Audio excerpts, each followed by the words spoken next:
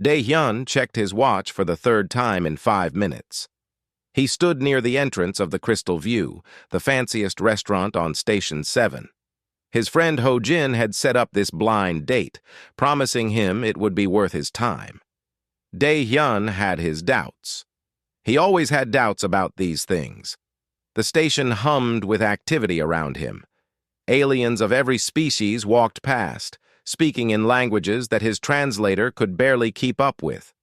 Some had tentacles, some had extra eyes, and some looked almost human, except for small details like blue skin or pointed ears. After 10 years in the military, Dae-hyun had seen it all. He wore his best civilian clothes, a simple dark jacket over a clean shirt. His left arm, the prosthetic one, was covered by the sleeve.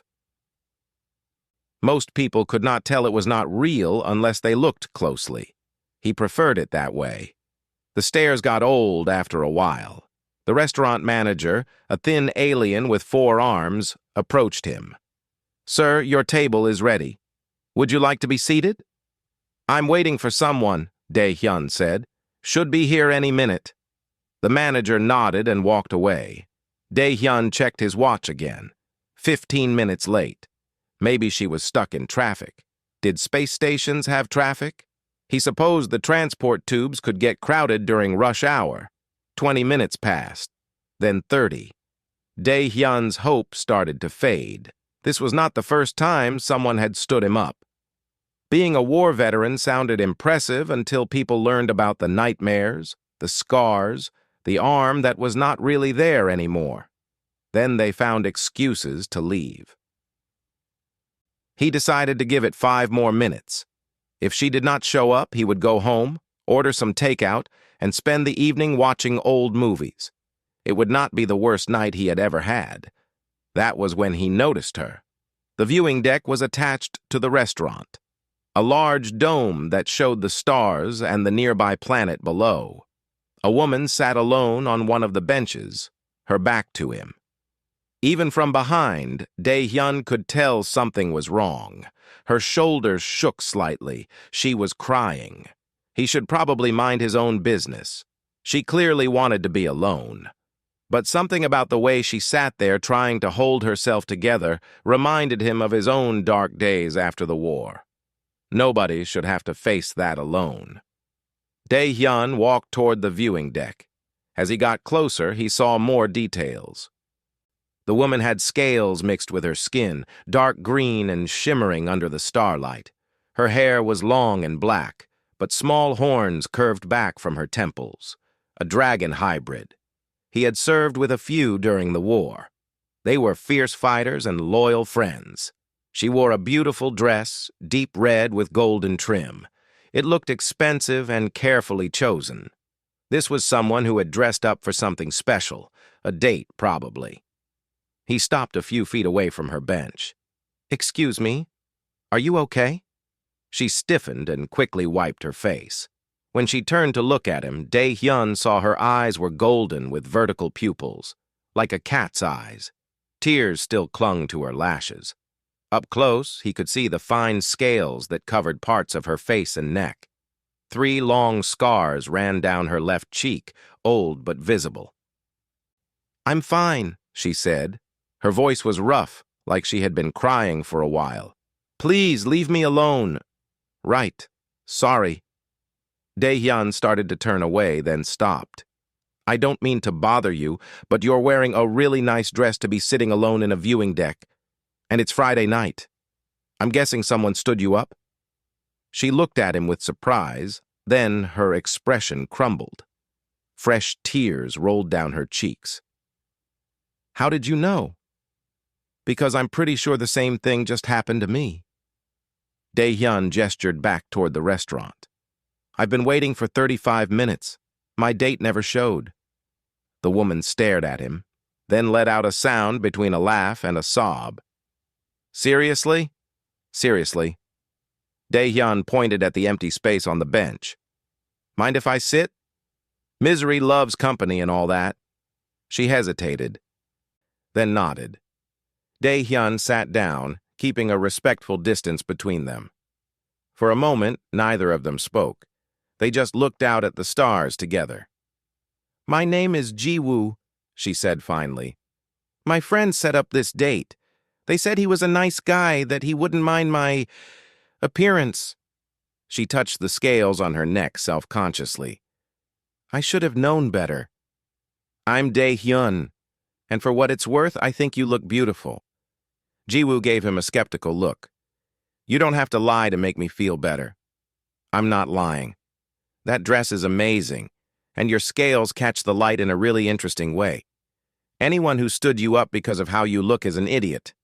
She smiled a little at that, though her eyes were still sad. "What about you? Why did your date stand you up?" Dae-hyun pulled back his sleeve, revealing the prosthetic arm. The metal and synthetic skin were obvious up close. "My guess? My friend probably mentioned I was a war veteran. Some people hear that and imagine someone broken. They don't want to deal with the baggage." Ji-woo's eyes widened as she looked at his arm. "You served in the frontier wars?" 10 years. Got out 2 years ago. You?" 7 years, Ji-woo said. "Dragon Corps, Heavy Assault Division. Got out 18 months ago." She pointed at the scars on her face. "Got these in the Battle of Kresna. Plasma rifle, close range. I'm lucky I didn't lose my eye." Dae-hyun let out a low whistle. "Kresna? I heard that battle was hell. I was on the other side of the sector, but the reports that came through—" He shook his head. "The Dragon Corps saved a lot of lives that day." "We did our job," Ji-woo said quietly.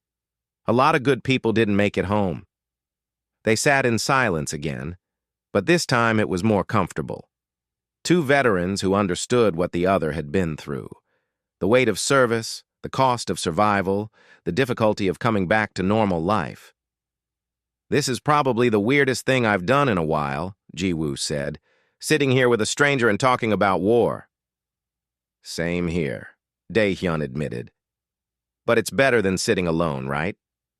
Ji-woo nodded slowly. "Yeah, it is." The stars glittered outside the dome, millions of points of light in the darkness.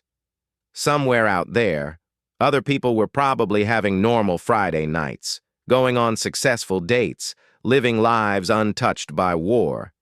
But here on this bench, two veterans sat together, finding unexpected comfort in shared disappointment. "You know what?" Ji-woo said suddenly. "I'm hungry. I got all dressed up for nothing, and I'm not going to waste it. Do you want to get something to eat?" Dae-hyun grinned. "The restaurant behind us has a table waiting. My date's loss could be our gain." Ji-woo stood up, smoothing down her dress. She held out her hand to him. Dae-hyun took it with his prosthetic hand, and she did not flinch or pull away. They walked together toward the crystal view, two people who had been stood up finding something better than what they had been expecting. The night was just beginning. The restaurant manager's 4 eyes widened with surprise when Dae-hyun and Ji-woo walked in together. He probably thought Dae-hyun had been stood up. Technically, he had been right, but things had taken an unexpected turn. "Table for 2, Dae-hyun said. The manager led them to a quiet corner with a perfect view of the stars. The crystal view lived up to its name. The ceiling was transparent, showing the galaxy above them in all its glory. Small lights floated in the air, giving the room a soft glow without blocking the view outside. Ji-woo settled into her chair, and Dae-hyun noticed how she positioned herself with her scarred side away from the other diners. It was a subtle movement, something she probably did without thinking. He understood that instinct. He used to do the same thing with his prosthetic arm before he learned to stop caring what strangers thought. A server came by with menus. Dae-hyun ordered water and Ji-woo asked for the same. They both studied the menus in silence for a moment. "Everything looks expensive," Ji-woo muttered. "I was prepared to split the bill with my date, but now—" "Don't worry about it," Dae-hyun said. "My treat. Think of it as compensation for both our awful evenings." Ji-woo looked up at him. You don't have to do that. I know, but I want to. Besides, the military pension has to be good for something, right?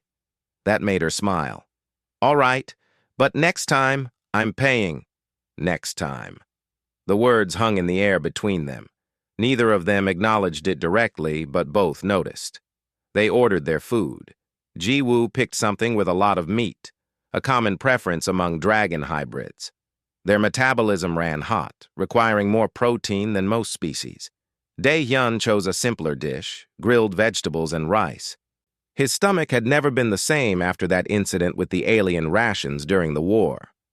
So, Ji-woo said after the server left, tell me about your actual date, the one who didn't show up. What did you know about her? Dae-hyun leaned back in his chair. Honestly, almost nothing. My friend Ho-jin set it up. He said she was nice, worked in tech support on the station, liked old Earth movies. That was about it. Did he tell her about you? He said he did. Mentioned the military service, the arm, all of it. She said she was fine with it. Dae-hyun shrugged. But saying you're fine with something and actually being fine with it are two different things. Ji-woo nodded slowly. I know what you mean. My friend Ha-eun set up my date. She promised me he was open-minded, that he thought dragon hybrids were interesting. Apparently, interesting from a distance is different from interesting enough to actually show up. People are scared of what they don't understand, Dae-hyun said. Dragon hybrids have a reputation. Strong, fierce, dangerous. It doesn't matter that most of you are just regular people trying to live your lives. And veterans have a reputation too, Ji-woo added. Damaged, unstable, likely to wake up screaming in the middle of the night. She paused. Which, to be fair, does happen sometimes. Yeah, Dae-hyun admitted. It does. Their eyes met, and there was understanding there. No judgment, no pity, just recognition of shared experience. The food arrived, and they ate in companionable silence for a while. The restaurant was about half full, mostly couples on dates or small groups of friends. Background music played softly, something classical and soothing. Can I ask you something? Ji-woo said between bites. How did you lose your arm? Most people danced around that question or avoided it entirely. The directness was refreshing. Rescue mission gone wrong, Dae-hyun said. My squad was extracting civilians from a settlement under attack. Building collapsed while I was inside. Took my arm off at the elbow. Medic kept me alive long enough to get back to base. They fitted me with this one. He flexed his prosthetic fingers. It's good quality. Does everything a real arm does. But it's not the same. Does it hurt? Phantom pain sometimes. My brain forgets the arm is gone and sends signals to fingers that aren't there anymore. It's strange. Ji-woo touched her scarred cheek. I get that. Sometimes I still feel the burning, even though the wounds healed years ago. The nerves remember. Exactly. The server came back to refill their water glasses. Ji-woo waited until he left before speaking again. You know what the hardest part is? She said. Not the scars or the nightmares or the stares from strangers. It's the dating. Trying to explain yourself to someone who has never been through what we've been through. They try to understand, they really do, but they can't. Not really. Dae-hyun nodded. I've tried the apps. Dozens of matches, maybe 10 actual conversations, 3 first dates. None of them led anywhere. Either they were scared of the baggage, or they wanted to fix me, or they thought dating a veteran would be some kind of adventure. Nobody just wanted to know me as a person. Ha-eun keeps telling me I need to put myself out there more, Ji-woo said. She means well, but she doesn't get it. She's never had to explain why she flinches at loud noises, or why she can't stand certain smells, or why she doesn't like people standing behind her. My friend Ho-jin is the same way. He thinks I just need to meet the right person, like it's that simple. Ji-woo laughed, but there was no humor in it. If only it were that simple. They finished their meals and ordered dessert to share, a chocolate creation that was probably too fancy for its own good. As they ate, they fell into easier conversation. Ji-woo told him about her job as a security consultant. Companies hired her to test their defenses, trying to break into their systems to find weaknesses. It was satisfying work, using her combat training in a productive way. Dae-hyun told her about his work at a community center, teaching self-defense classes to kids. It was not glamorous, but he liked helping young people feel confident and safe. Some of the kids came from rough backgrounds. Having someone who understood struggle meant something to them. "That's good work," Ji-woo said. "Important work. So is yours. Keeping people safe, even if they don't know you're doing it." They talked about their favorite movies, their hobbies, the places they wanted to travel. Normal conversation, the kind two people might have on any first date. But there was an ease to it that Dae-hyun had not felt in a long time. No need to explain or justify or carefully edit his words. Ji-woo understood. "I have a confession," Ji-woo said as they finished the dessert. "When I first saw you walking toward me on that bench, I almost told you to go away more forcefully. I was ready to breathe fire if you didn't leave." "You can breathe fire?" Dae-hyun asked, genuinely interested. "Most dragon hybrids can, at least a little. Mine isn't very impressive. More like a large lighter than a flamethrower, but it's there." "That's still pretty cool." "My point is, I'm glad I didn't scare you off. This has been nice. Better than nice. I can't remember the last time I had a conversation this easy." Dae-hyun felt warmth in his chest that had nothing to do with the food. "Same here. Maybe our friends accidentally did us a favor by setting up terrible dates." "Maybe they did." The server brought the bill, and Dae-hyun paid as promised. As they stood to leave, Ji-woo hesitated. "I don't want this to end yet," she admitted. "Is that weird? We just met." "Not weird at all," Dae-hyun said. "There's a garden level on the station, 3 floors down. It's supposed to be beautiful at night. Want to take a walk?" Ji-woo's smile was answer enough. They left the Crystal View together, two people who had started the evening expecting disappointment and found something completely unexpected instead. The night was far from over, and neither of them wanted it to end. The garden level was more beautiful than Dae-hyun had expected. Real plants from dozens of worlds grew under carefully controlled lights that mimicked natural sunlight. Trees from Earth stood next to purple ferns from Calaxis. Flowers that glowed in the dark grew alongside ordinary roses. The air smelled fresh and alive, a rare luxury on a space station. Ji-woo walked beside him on the stone path, her heels clicking softly with each step. She had relaxed considerably since they left the restaurant. Her shoulders were not so tense, and she did not hide her scarred side anymore. "I didn't know this place existed," she said, looking around in wonder. "How did you find out about it?" "One of the kids in my class told me. Her mother works in botanical maintenance. She said it's the best place on the station to think." She was right.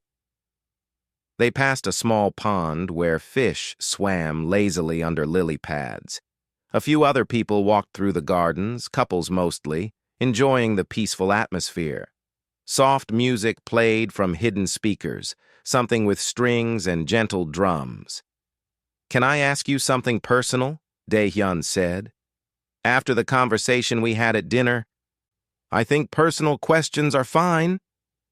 Why did you really agree to the blind date? You don't seem like someone who needs help meeting people." Ji-woo was quiet for a moment. They walked past a cluster of blue flowers that swayed in the artificial breeze. "Loneliness," she said finally. "I've been lonely for a long time. After the war, I came back to a world that didn't know what to do with me. Civilians don't understand what we went through. Other veterans understand, but most of them are dealing with their own problems. And dragon hybrids, we're not exactly common. I've felt stuck between worlds, not quite fitting anywhere." Dae-hyun knew that feeling all too well. "So you hoped a date might help?" "I hoped connection might help. Someone to talk to who wouldn't be scared of me or feel sorry for me." I guess I was looking for what I found with you tonight, just from a different person. Do you regret that it turned out this way? Jiwoo stopped walking and turned to face him. No, not even a little bit. This is better. Before Dae-hyun could respond, shouting erupted from somewhere ahead on the path. They both tensed immediately, old instincts kicking in. The shouting grew louder, followed by the sound of running feet. "Help! Someone help!" A woman's voice, desperate and afraid. Dae-hyun and Jiwoo looked at each other for a split second, then ran toward the sound. They rounded a corner and saw what was happening. 3 figures in dark clothes surrounded an elderly couple near one of the exits. The attackers wore masks that covered their faces. One held a knife, another had what looked like a stun weapon. They were demanding valuables, going through the couple's pockets while the old man tried to shield his wife. "Station security won't get here in time," Ji-woo whispered. "That's a service exit. No cameras." "We have to do something," Dae-hyun said. But Ji-woo hesitated. Dae-hyun saw the conflict in her eyes. She looked down at her scales, her clawed hands, the features that made her different. In her beautiful dress, she looked elegant, but if she fought, people would only see the dragon, the monster, the dangerous hybrid. "They're hurting them," Dae-hyun said quietly. "That's all that matters." The old woman cried out in pain as one of the attackers shoved her to the ground. That decided it. Dae-hyun ran forward. "Hey! Get away from them!" The 3 attackers turned to look at him. The one with the knife laughed. "Another hero! This station is full of idiots." He was big, probably used to people backing down from his size. "Last chance," Dae-hyun said, stopping a few meters away. "Walk away now." "Or what? You'll bleed on us?" The attacker advanced, knife ready. Dae-hyun let him come. The man was big but slow, overconfident. When he swung the knife, Dae-hyun moved. His prosthetic arm was stronger than a normal arm, with faster reflexes. He caught the man's wrist and twisted hard. Bone cracked, and the knife clattered to the ground. The attacker screamed and stumbled back. His 2 friends stared in shock. "Anyone else?" Dae-hyun asked. The one with the stun weapon charged. Dae-hyun prepared to dodge, but he did not need to. Ji-woo appeared like a shadow, moving faster than should be possible. She grabbed the attacker's arm and threw him. The man sailed through the air and crashed into a decorative rock, not moving after he landed. The 3rd attacker pulled out a gun. A real gun, illegal on the station and dangerous in a pressurized environment. He pointed it at the elderly couple, his hand shaking. "Stay back or they die!" he shouted. Ji-woo's eyes narrowed. "Put the gun down. I'll shoot. I swear I'll shoot." "No, you won't," Ji-woo said. Her voice was calm but carried an edge of danger. "Because you know what I am. You know what dragon hybrids can do. And if you hurt those people, nothing will stop me from showing you exactly how dangerous I can be." Her scales seemed to shimmer in the light. Small wisps of smoke came from her nostrils. She looked every bit the fierce warrior she had been during the war. The attacker's nerve broke. He dropped the gun and ran, abandoning his injured friends. Silence fell over the garden. The elderly couple stared at Ji-woo and Dae-hyun with wide eyes. Other people who had been hiding behind trees and bushes slowly emerged, whispering among themselves. Dae-hyun went to the couple. "Are you both all right?" The old man nodded, helping his wife stand. She had a bruise forming on her arm, but seemed otherwise unhurt. Thank you so much. If you hadn't come..." "We're just glad you're safe," Dae-hyun said. Station security arrived moments later, alerted by witnesses. They took statements and arrested the 2 attackers who could not run away. The one with the broken wrist complained loudly about police brutality, which Dae-hyun found darkly funny considering what the man had been doing. Through it all, Ji-woo stood off to the side. Dae-hyun noticed people staring at her, pointing at her scales and claws. Some looked grateful, but others looked afraid. One mother pulled her child away when Ji-woo glanced in their direction. When the security officers finally said they could go, Dae-hyun found Ji-woo sitting alone on a bench, her earlier confidence gone. She had wrapped her arms around herself, trying to look smaller. "Hey," he said softly, sitting beside her. "You okay?" "Did you see how they looked at me?" Ji-woo asked. After it was over. They were afraid. I saved them, and they were afraid of me. "Some of them were," Dae-hyun admitted. "But not all. That old couple was grateful. And those kids over there keep looking at you like you're a superhero." Ji-woo looked where he pointed. Two young children were indeed staring at her with wonder and excitement, until their father noticed and moved them along. "I just wanted one normal night," Ji-woo said. "One night where I could feel like a regular person on a regular date. But I can't escape what I am. People will always see the dragon first." Dae-hyun took her hand. "I see Ji-woo, a veteran who served with honor, a woman who didn't hesitate to protect innocent people, someone who's brave and strong and kind. That's what I see." "You're just saying that." "No, I'm not. Look, I know about being seen as something you're not. People see my prosthetic and make assumptions. They think I'm broken or dangerous or need to be handled carefully.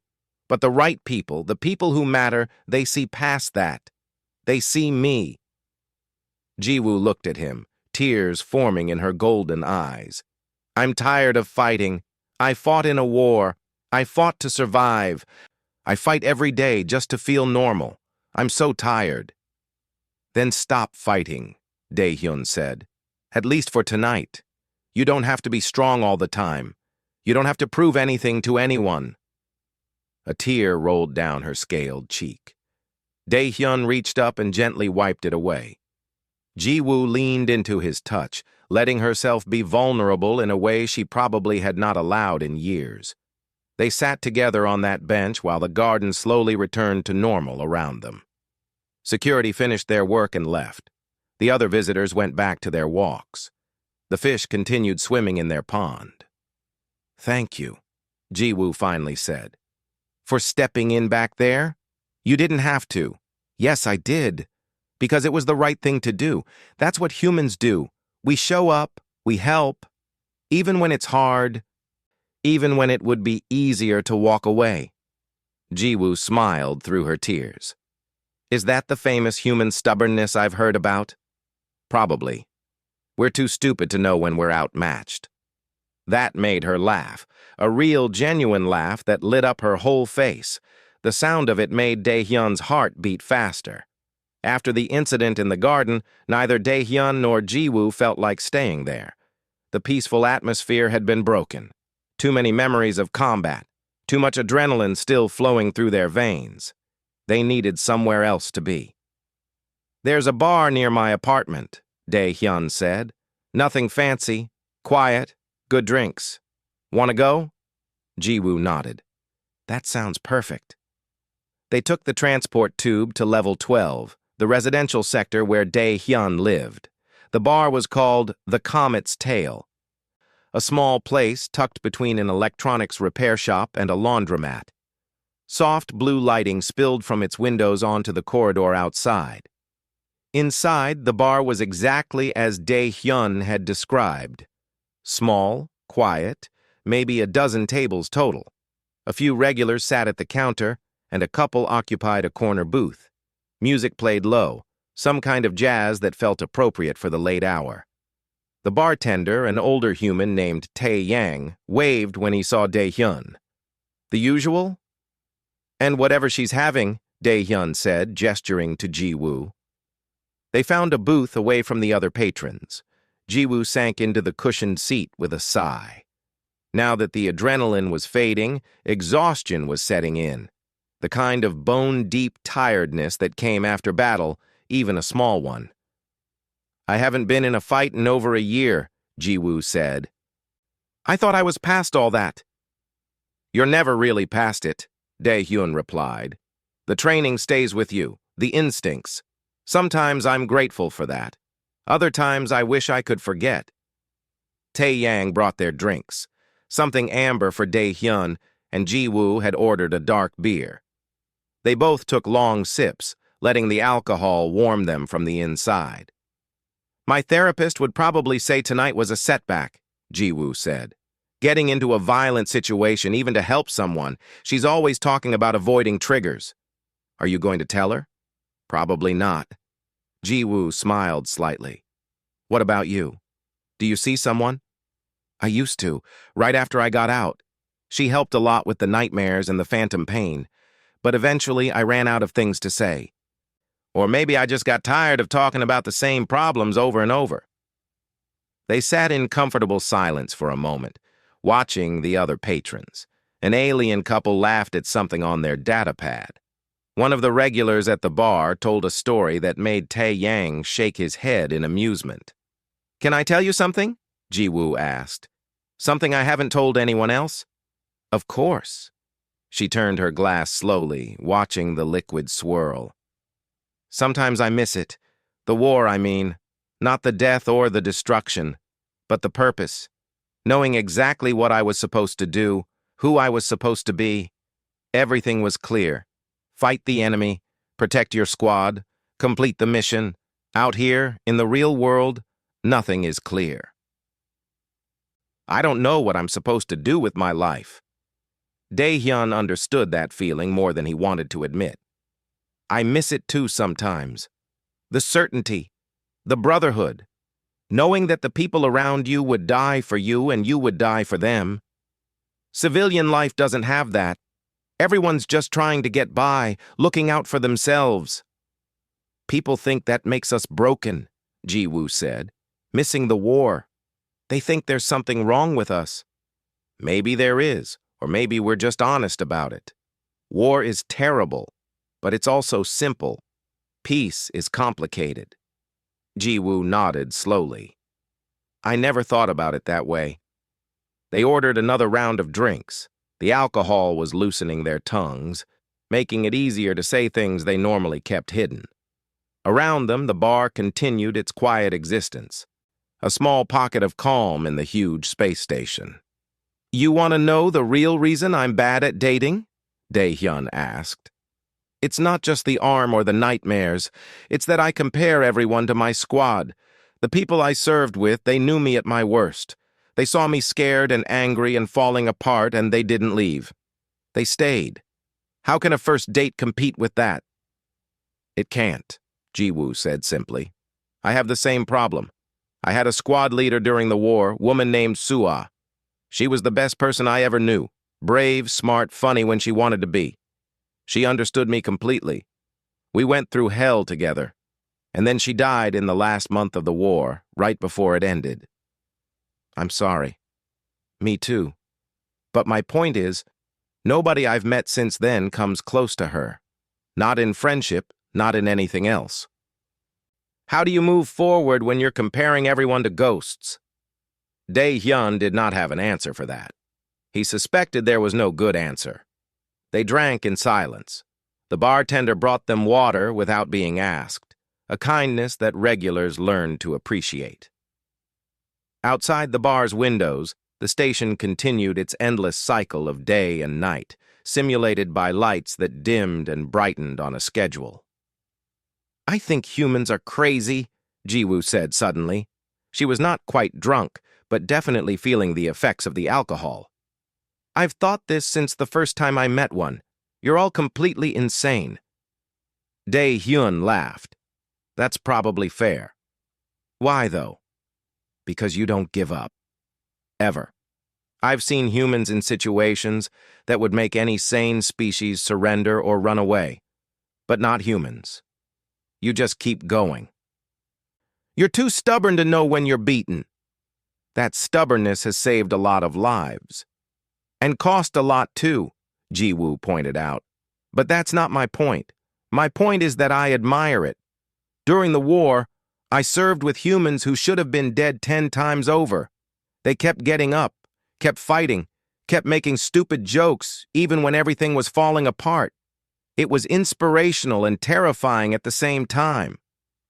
"So you think we're crazy, but you like us anyway?" "Exactly." Ji-woo's eyes were bright. her cheeks slightly flushed from the alcohol. Take tonight, for example. You saw 3 armed criminals attacking people, and your first instinct was to run toward them. Not away. Toward. That's insane. You did the same thing. I'm a dragon hybrid. I was bred for combat. I have scales and claws and can breathe fire. I'm supposed to run toward danger. You're just a squishy human with 1 fake arm. By all logic, you should have called security and stayed hidden. Dae-hyun grinned. But I didn't. No, you didn't. And that's what I mean. Humans are too stupid to quit.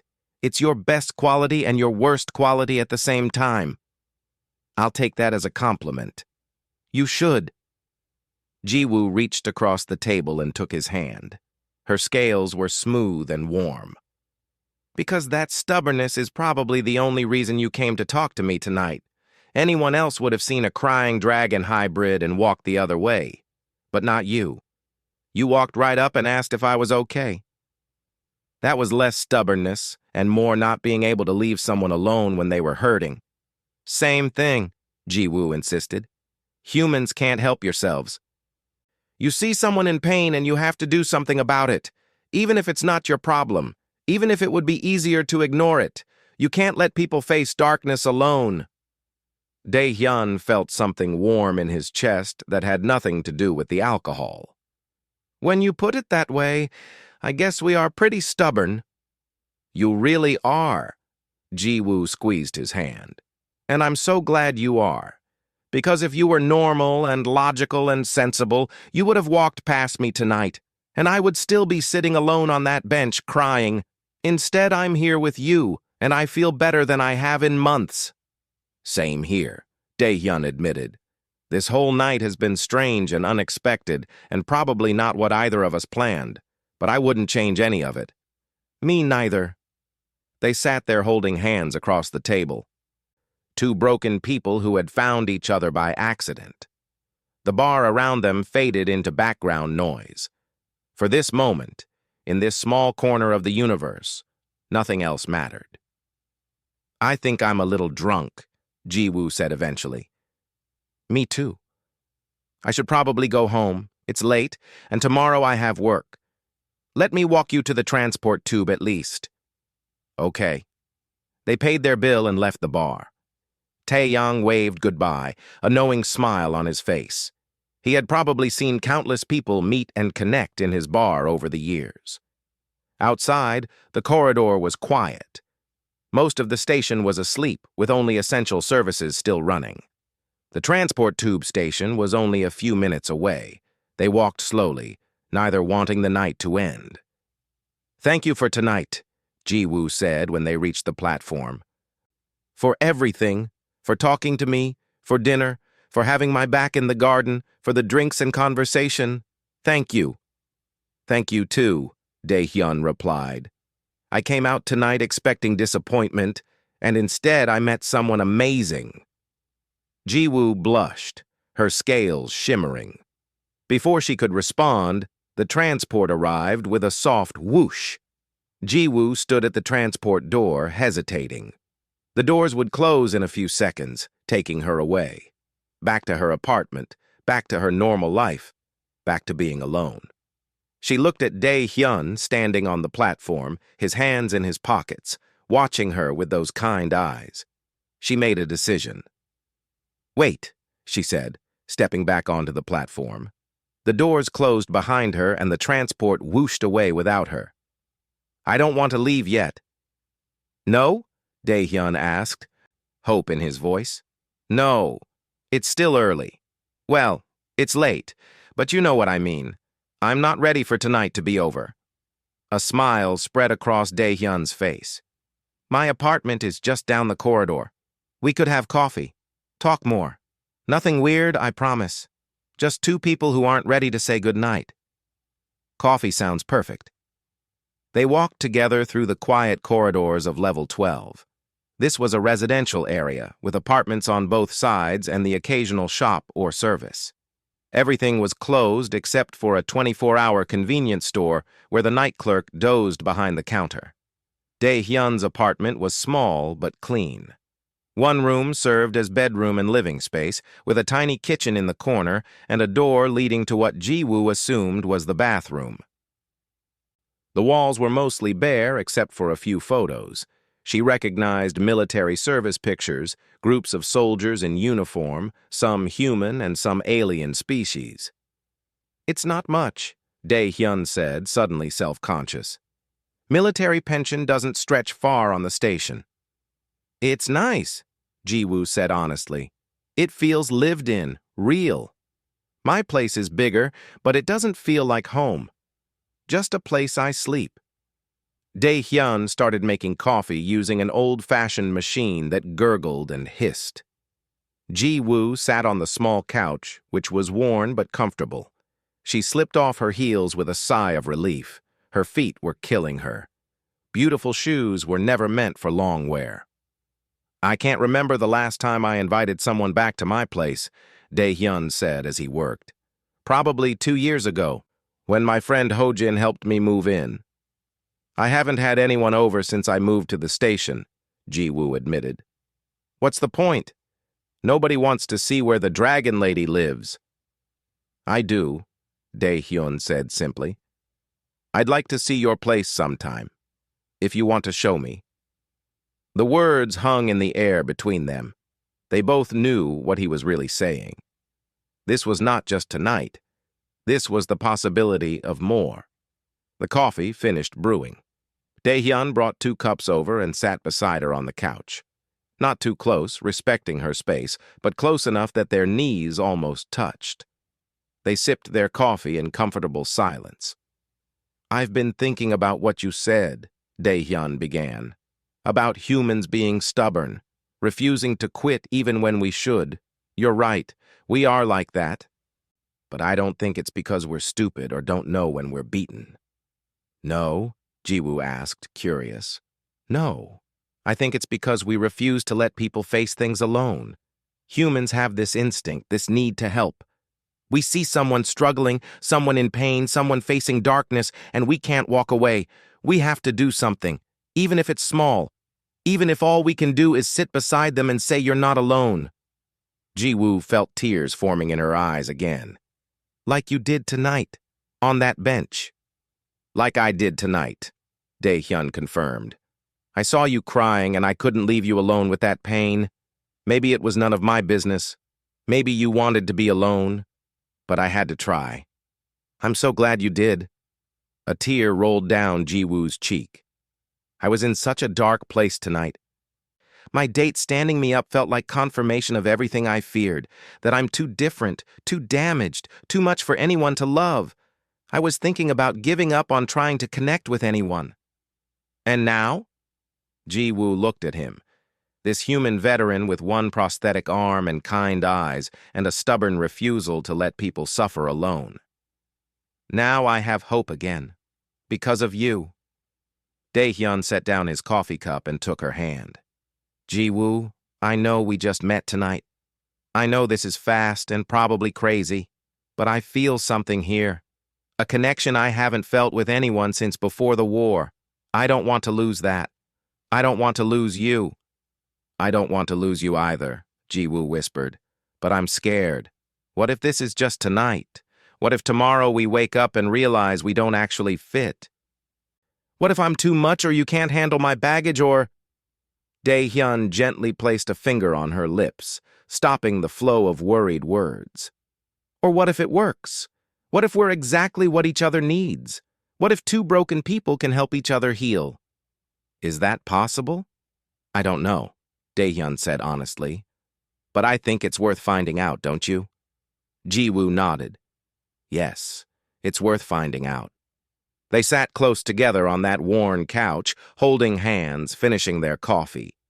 Through the apartment's small window, they could see the stars beyond the station. Somewhere out there was the rest of the universe, vast and uncaring. But in this small apartment on level 12, 2 people had found each other in the darkness. "Tell me something," Ji-woo said. "Something true."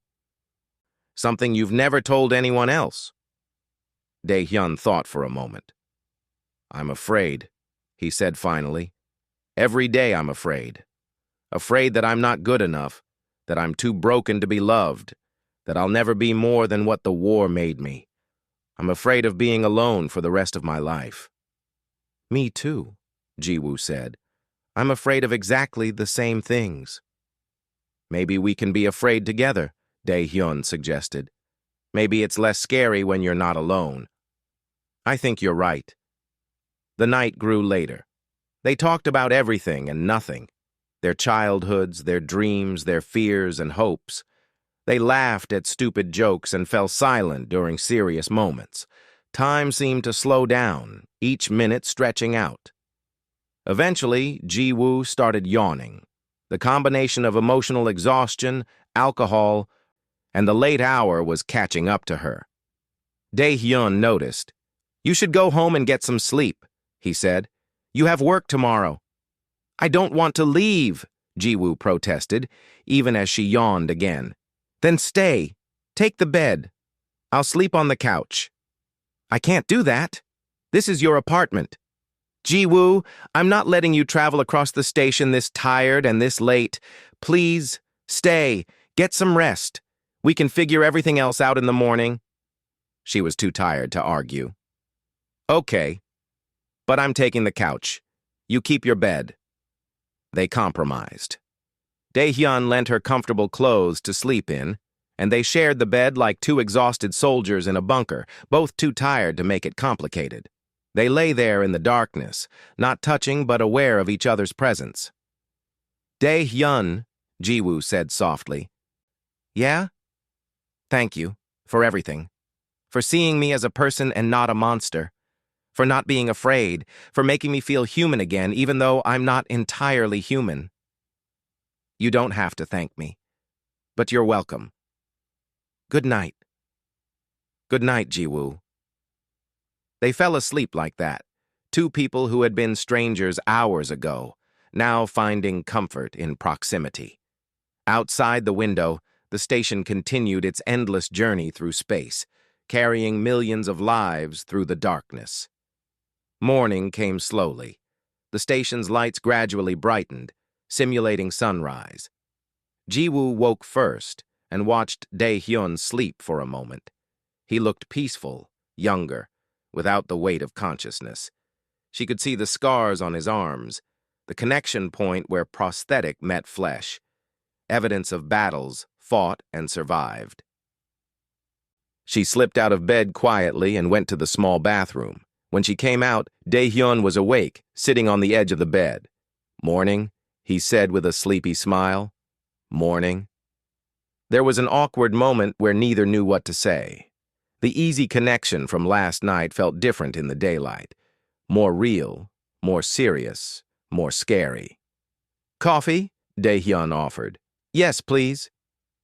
They sat together with fresh coffee, both still in sleep clothes, hair messy, looking like exactly what they were, two people figuring out what comes next.